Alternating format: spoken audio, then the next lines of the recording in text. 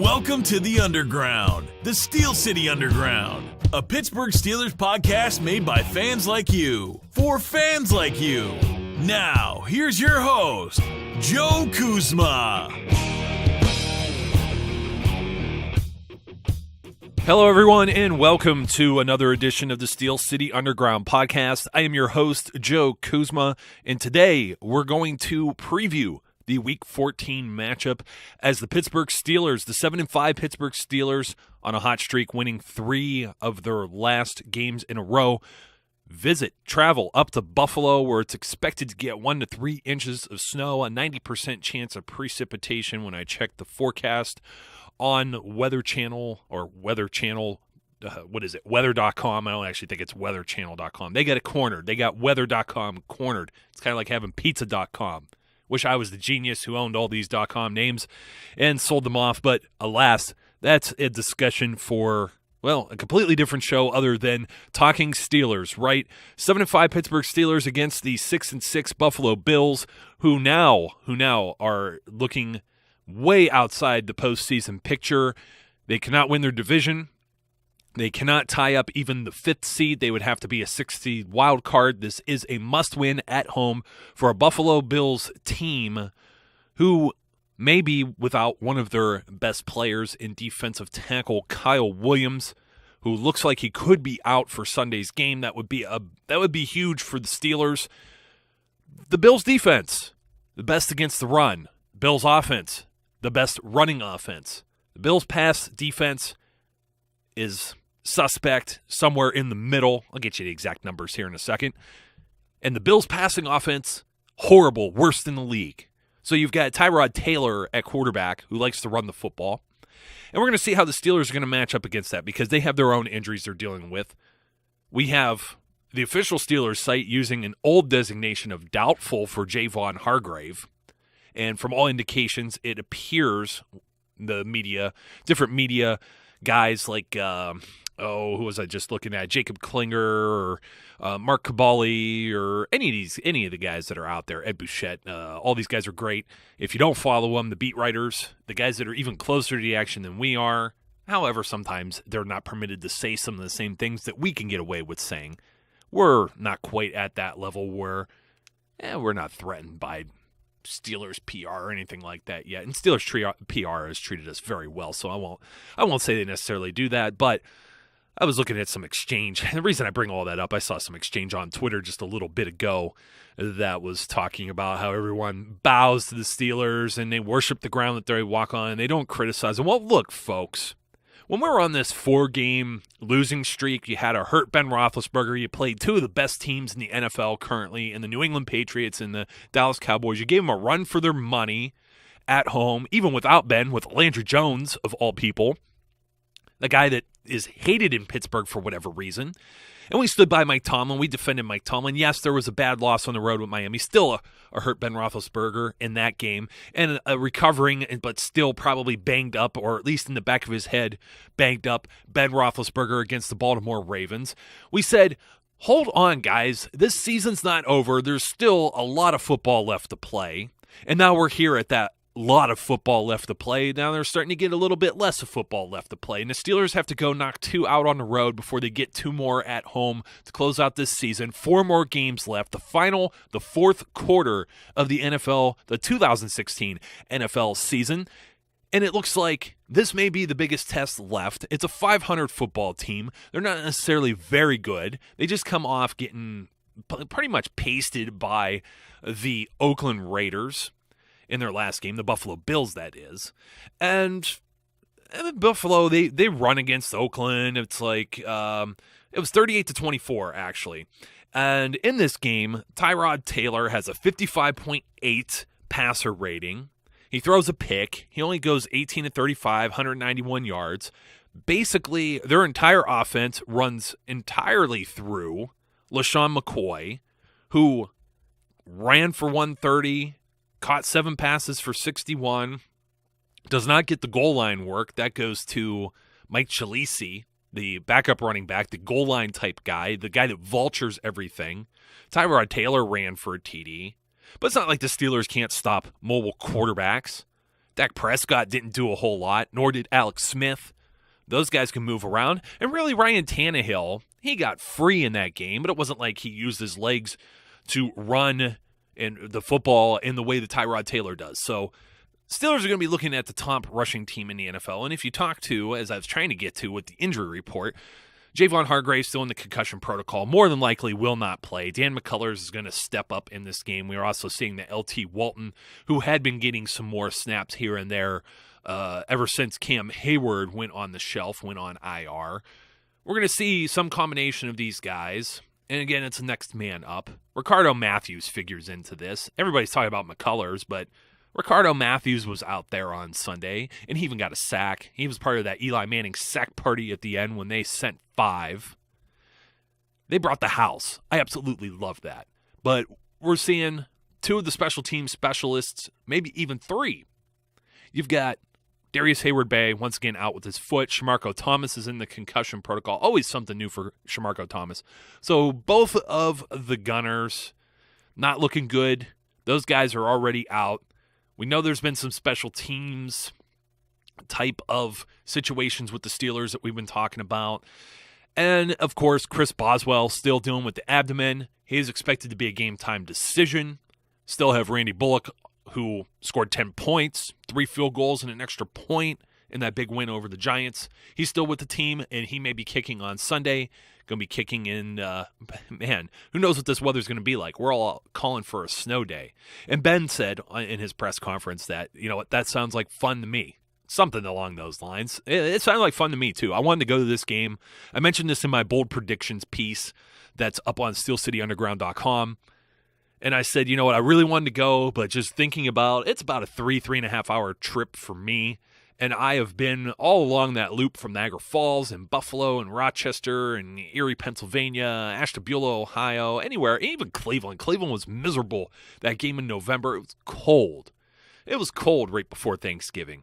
So the Steelers have gotten the cold. They've gotten that maybe out of their system. They're playing in the cold now. That shouldn't come as a major shock. But as far as somebody like me, I love to travel and stick with my team thick and thin. But on the other hand, I also value staying alive, and I don't feel like driving in the snow. But one of my buddies, one of the writers here at Steel City Underground, will have you covered, Jim Ricalto. You'll want to follow Jim, and we'll be retweeting him throughout the game if you follow us over on social media and Twitter. We're always doing the live tweeting on social media, on Twitter. I guess you can't live tweet on Facebook. But Terry's always taking care of that, and I always chime in with any injury updates and score updates, and we all have a good time and keep you guys informed. So if you haven't been following that, you can follow that throughout the game. Twitter will always keep you up to date, maybe even faster than what you can get off the TV or on the radio. Of course, we provide all this, have a lot of fun, and just try and make it more fun for everyone who follows us. So appreciate all of you who do follow us on Twitter, by the way, now 5,900 plus strong. So getting back to the Bills, the weather, I don't know what kind of an impact this will have on this game. We've seen the Steelers have been a mixed bag against these NFC East teams. They had that real bad botch down in Miami, and there was a real hot weather, real extreme. You had an injured player. If this team just stays healthy and doesn't lose anyone else in this game, I think it can handle the Buffalo Bills. I actually went out on a limb and made a prediction that the Steelers will put up 30 or better. And I'm saying this knowing that in the last 4 games, they've put up 30, 24, 28, 24. And I felt that in those games, too, that they've left some points on the table. I don't think they're going to leave them on the table come Sunday. I think even though the Bills have been stopping the run game, I don't think they know what to do with a Lev Bell. I don't think they have faced a guy that's the caliber of a Le'Veon Bell all season. I mean, you take a look and see what some of the other teams have done against the Bills throughout the year. They've lost to the Ravens. They've lost to the Jets. They've given up some decent run yards in some of those games. Really, the outlier in all of this is when you take a look at some of the teams that they played, like the Seahawks that only ran for 33, or the Patriots only ran for 72 on them, and then 90 in another game, and the Cardinals 88, and while the Ravens haven't had a run game all year, 83 specifically in the beginning of the year, they still had Justin Forsett, who's now on his third team with the Denver Broncos. So I don't think, especially since they don't have Kyle Williams now, they still have Marcel Darius, and they still have I'm trying to look for their sack leader. Yeah, Lorenzo Alexander, who has 10 sacks on the season, but he hasn't had one in the last 3 games. I think people have keyed on him. We're going to see how this all shakes out because, we're always thinking this is Rex Ryan. Rex Ryan has always brought his best when facing the Pittsburgh Steelers. And if you remember last year, we were having a chuckle about this, where the Permane Brothers sandwiches were sent up to Buffalo, and there were some thank yous exchanged for helping the Steelers get into the playoffs by the Bills, defeating their division rival New York Jets in the final game of the 2015 regular season. That helped the Steelers secure that final spot and make the trip over to Cincinnati and win a playoff game. And then you know what? They're a fumble away from the AFC Championship. And they sent Permane Brothers sandwiches, Permane Brothers did, up to Buffalo as a thank you for that victory. Well, there's not going to be any thank yous on either side of the ball here, because if the Bills win this game, it could really hamper the Steelers' odds and chances of getting in this thing too. Their path appears to be through the AFC North, because it looks like for sure the Raiders or the Chiefs now with the same record. One of them's going to win the AFC West, and one of them's going to end up a wild card. You still have the Dolphins, who have a tiebreaker over the Steelers. I imagine the Dolphins are going to fall out of this competition at some point. You got to really be worried about the Denver Broncos, and the Bills are still in this thing. So the Steelers control their own destiny, provided that they beat the Bills on Sunday. They take care of business on the road. Always easier said than done. The last time we were talking about road games and we were talking about streaks and whatnot, we were talking about whether the Dolphins game was a trap game. I don't know if anyone feels that this is a trap game. I think we're feeling pretty confident. A lot of people feel that Big Ben isn't the same QB he is at home as he is on the road. Well, that also would hold true of Big Ben in the latter part of the season, particularly December and in fourth quarters. He has been absolutely tremendous in fourth quarters of football games. He's been great in December, as has Mike Tomlin-led teams throughout the coach's now in his 10th season with the Pittsburgh Steelers. 1 win away from 100, by the way. We were talking about that on the last show with Josh. So, going to be interesting to see. I'm going to throw out a few more bold predictions before I get into the other meat of this.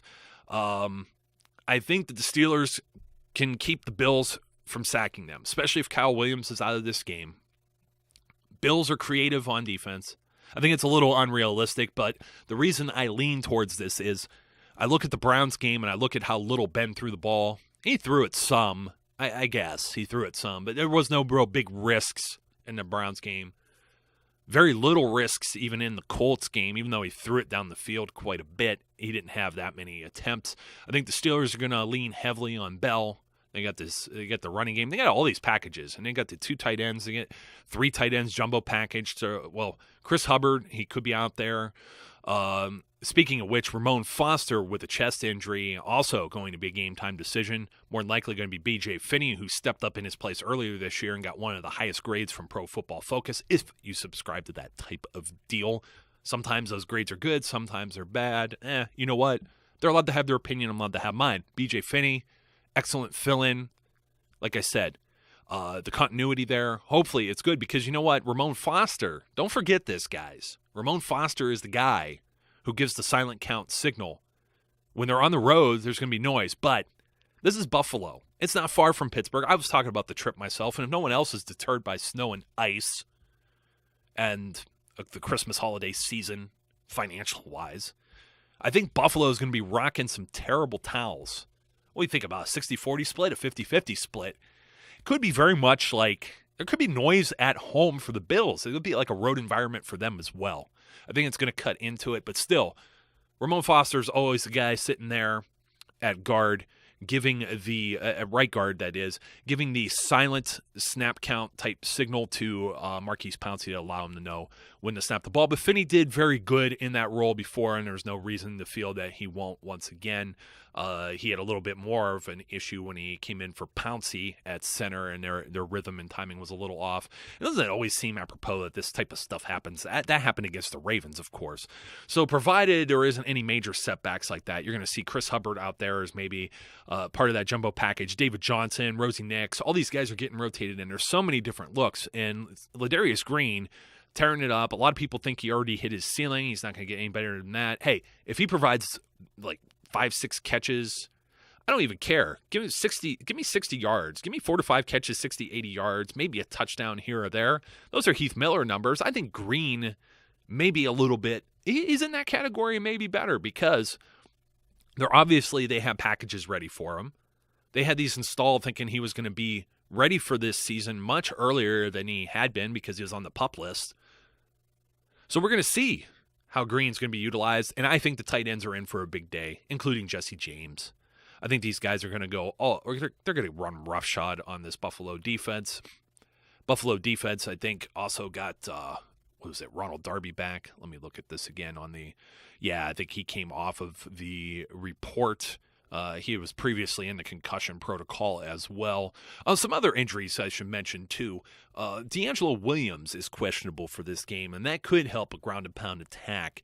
On the other side of things, Sammy Watkins is supposed to be good to go. Robert Woods also with a knee injury as well.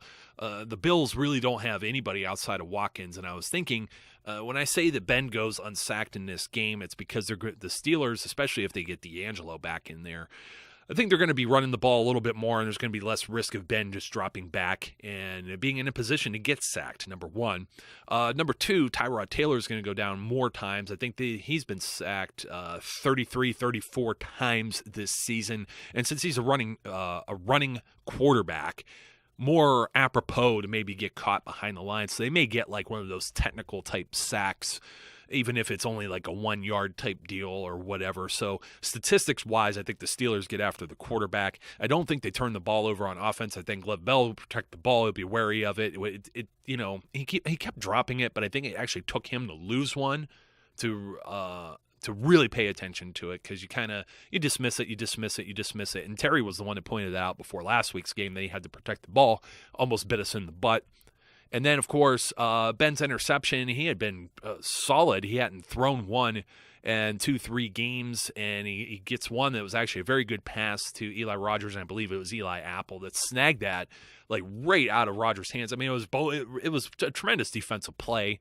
Wasn't a bad pass whatsoever.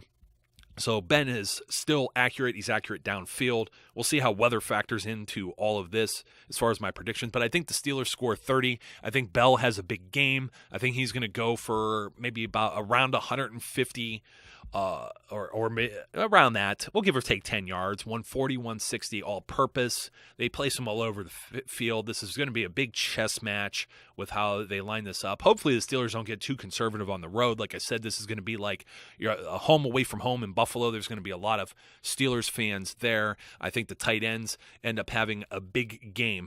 Now, looking at this, who do the Steelers have to stop? Well, they just have to stop the run game, basically. I think the secondary's in line for they've been good. They've been improved, vastly improved. Artie Burns has been good. Sean Davis has been good. Mike Mitchell's been good. Ross Cockrell's been good. So Sammy Watkins is going to be back. I think Tyrod Taylor, they're going to try and take some shots if they can. But this is the 32nd ranked pass offense in the NFL. Now, on defense, the Steelers are scoring the seventh most points in the NFL, and believe it or not, the 12th most. They're only giving up the 7th most, and the Bills are giving up the 17th most while actually scoring the 9th most. They've scored 15 more points than the Steelers have, which almost seems wrong, but if you remember, they had that abysmal game with Philadelphia, and there's been a couple close encounters here and there too. So it's going to be interesting. They're pretty close in the giveaway, takeaway categories as well. The Steelers are a +4.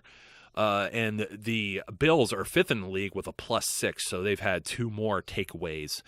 both of these teams are opportunists, so we're going to find out what goes on here. James Harrison, he's going to be on the field a lot. He leads the Steelers with 5 sacks. He's been a force as of late.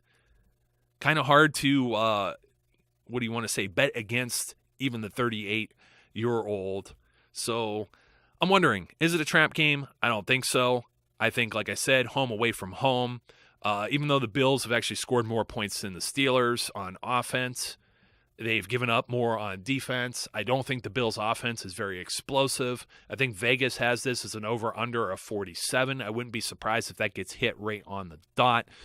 I think we need the offense to not get penalized, not make any mistakes. They don't get penalized. They don't make any mental errors. They were running just fine against the Giants, a couple penalties, an easy drop here or there.